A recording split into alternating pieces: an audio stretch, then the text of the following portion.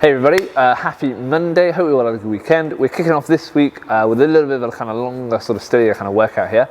So we're going to go for time, a bit of a sort of chipper sort of style.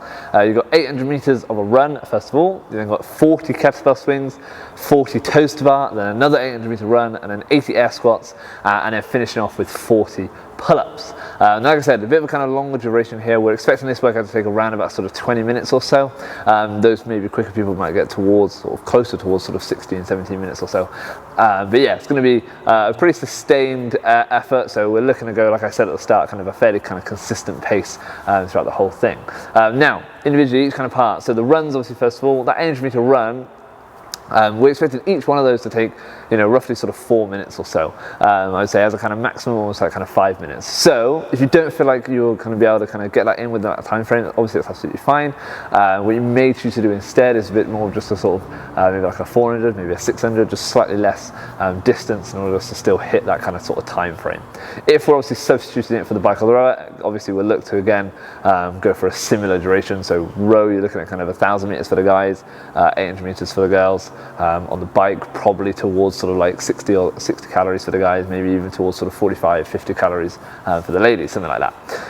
As we then go on to those swings, weight on the swing is going to be 24 for the guys, 16 for girls. Now this is going to be a full overhead swing, so a full kettlebell swing.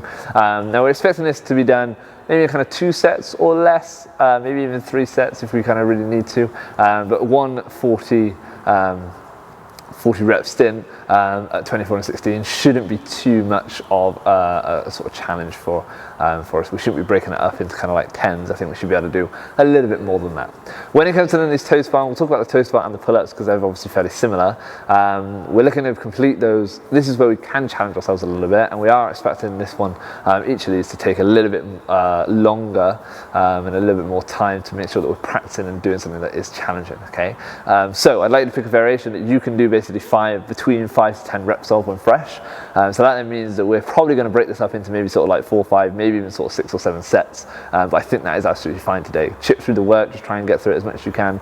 Do those small sets, but then have small breaks and try and just move through as well as you can. Those air squats is the only thing that's left that's going to sort of maybe trip yourself up and zap our legs probably a little bit more than we might have expected. But yeah, 80 of those, should be able to go through those in a fairly kind of unbroken set.